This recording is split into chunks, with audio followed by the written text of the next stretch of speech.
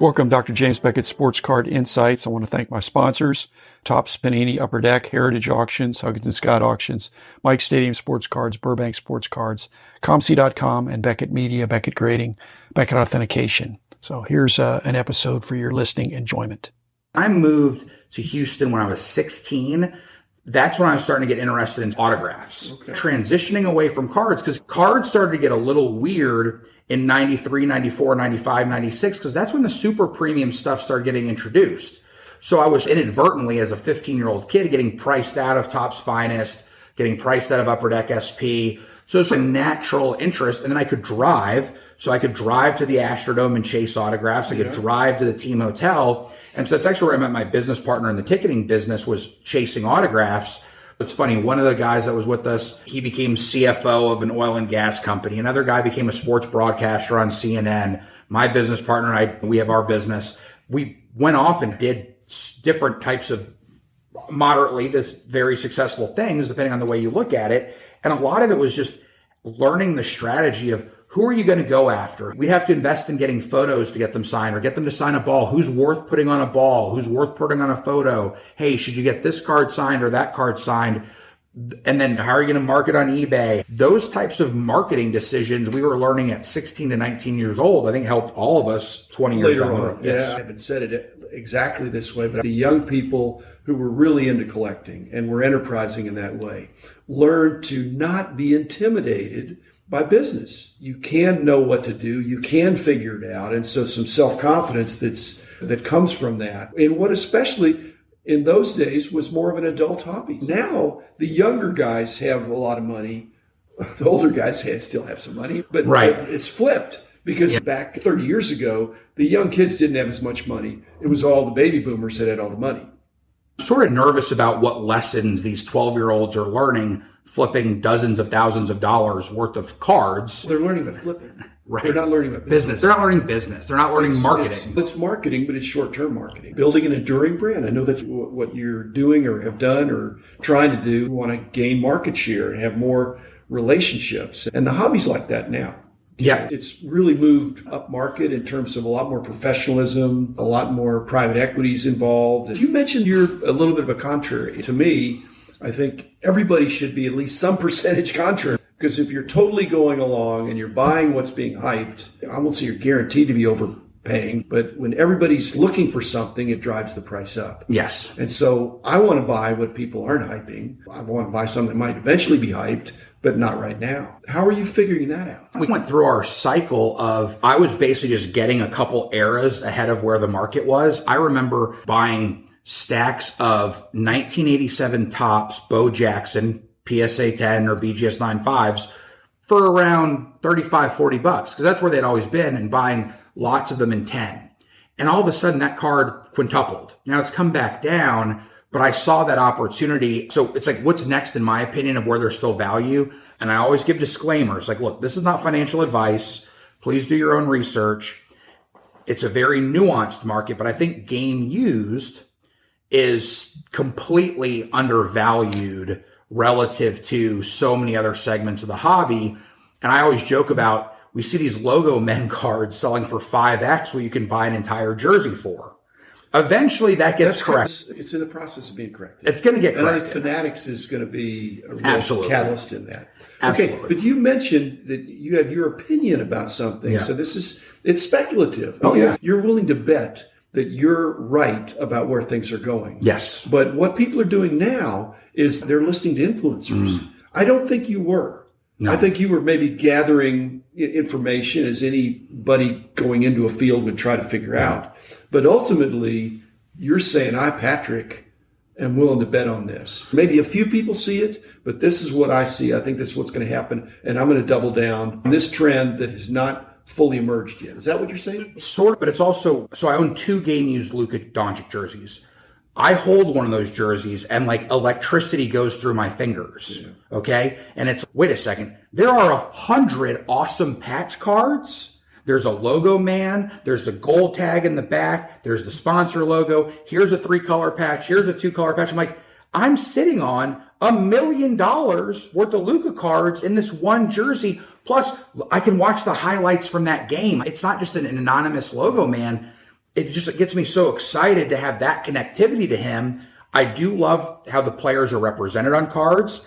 I love how when players sign cards, they get connected to it. But then the game used item is the ultimate connection. Okay. So basically what you're saying is what we should be excited about Fanatics being involved, particularly because they already have the memorabilia division. They're partnering with the players. Yes. So they've got jerseys for sale, not necessarily all game used. So ultimately, the factor of being able to explain why we love this industry, this niche, I think most non-card collectors are going to just fawn over the jersey and not the swatch or the logo man that's on a card, in spite of the fact that the value proposition would make no sense to a non-collector. Sometimes having my friends who like sports but aren't collectors, they can be You got something for them. There's that. They're also a good barometer.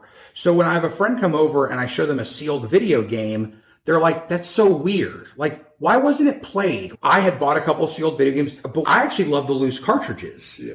And I like getting them autographed if it's related to someone. So I do the vintage video game market, but people are like, why is it sealed? What happened to it? Why wasn't it played? So the casual fan can point out gaps in logic. Now, I'm not going to bet against the video game market, but that resonated with me. So to your point, you show someone a card and they're like, this Giannis logo man from 2018 is a $70,000 card, or this game used jersey, of which I have, cost me $15,000.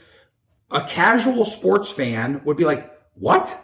And you don't even know what game that logo man is from? What's wrong here? NBAauctions.com is owned by Maigret. And Maigret currently has the contracts with the teams in the league to get X number of jerseys a year. Maybe Fanatics has already pre-bought those contracts the way they did the trading card licenses. But once they get the NBAauctions.com and they get the rights to all the jerseys, then it's going to be outrageously awesome. Okay. For you and maybe for everybody. But my point I was going to make is for the Fanatics model of what they're paying and their vision for it, there need to be 10 times as many collectors. Oh. So when there's 10 times as many collectors, I've never thought about it this way until now to realize that it's not going to be 10 times the number of collectors in the way they think now. It's not going to be the same configuration. There's going to be way more casual collectors. Yes. There's going to be way more memorabilia, team, player-oriented things. The day of getting complete sets, of buying the flagship set in a factory set or piecing together a 700-card set or something, I think that's not going to grow 10x, I don't think. 100% agree with you. But there are going to be 10 times as many people aware and interested in cards and collectibles. Yes. And maybe it's going to flip to where it's collectibles and cards. And we've seen it. Because now it's cards and collectibles. When Fanatics gets done with their marketing push, which I think is going to be a crescendo, then I think it's going to be collectibles and cards. And I think we've seen history. I think 15 years ago, Upper Deck Authenticated was a much bigger business than Upper Deck Trading Cards. So we've seen it ebb and flow before. Now if Fanatics get positioned to just get in front of more people and not just present their trading cards. It's whatever you want. Yeah, it's whatever you want. Not just that. Michael Rubin has perfected the customer intimacy involved with fandom and sports. He's got big data. He's got all this CRM kind of stuff. Oh, yeah. To know what to market to the people. Yes. And give them more what they want and source it for them. Fanatics is going to have so many partnerships that if you want it, they're going to get it for you. They're going to deliver it to you. I don't know that they're going to be grading, but they'll make sure it gets graded if that's what you want. They're going to make sure you have a positive experience so you can tell your friends. So you get the 10X. And I also think that as you being an entrepreneur, comes down to the people running the business. I know a good number of the people there. They've got some phenomenal executives. But here's a funny little connection where we're going to talk about patch cards and then memorabilia. The person running their memorabilia business is Victor Schaefer. Yeah, I've known Victor for 30 years. So what people don't realize is, a card I just acquired that's going in my 100 card case, the 1996 press pass, burning rubber, Dale Earnhardt. That's the first. And that's Victor. That's Victor. Yeah. And guess what I love about all the press pass game use cards? They have the date. No, Victor was ahead of his time. We're going to get back to that time. If we get back to the time where all the patch cards have the date, is in the memorabilia division more than we're going to get him back. He's got to get back to cards. The influence, yeah. Because let me tell you, then all of a sudden I do see the patch cards holding a ton more value when it's a picture from that game. The person's stat line is on that game. What they're doing now, and there's other podcasts that do this, and I respect them for being really into it, but they're complaining that some of these patch cards do not have the provenance or that you can't game photo match them and stuff like that. But the market will figure that out. Yes. And if what you say is true, and I believe it will happen, as you say, because Fanatics understands that. That additional point of distinction is greater value. It increases the narrative and the story of it. So I think that's going to happen. These nondescript patches are going to be not in the dollar box, but going to be more mundane, even though it's the same player. If you can't connect it, and that's why NFTs will probably come in with some tie-in, because NFTs as a standalone photo op, I think, not interesting. That's done, yeah.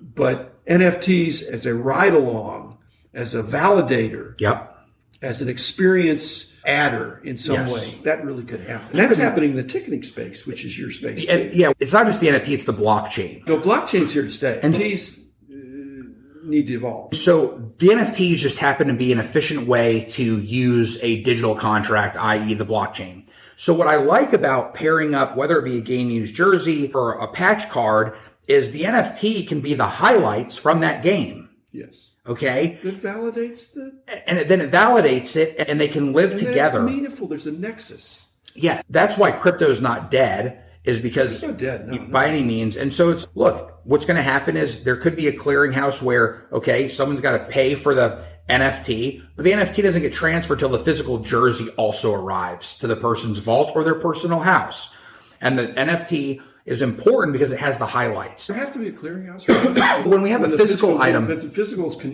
disconnected from the thing. There has to be some, what is it called, trade safe? There could be, like what Emmett Smith has done, quite frankly, to an extent.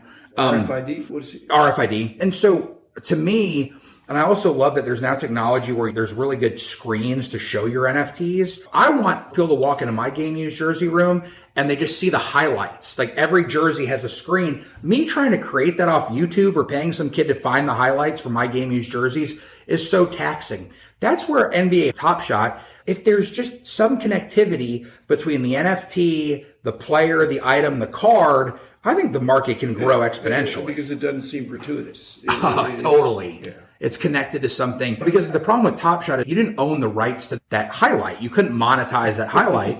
I'm not sure what you owned. You're not sure what you owned, right? But if you complete a set of Giannis Top Shots, you get entered into a raffle to meet him. That's one thing. Exactly. Or the golden Top Shot is tied to the game used jersey, then that has some value. Basically, everything happened too quickly without proper linkage.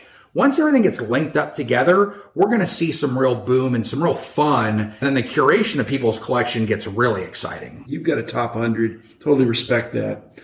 My top 1,000, is that just too unmanageable?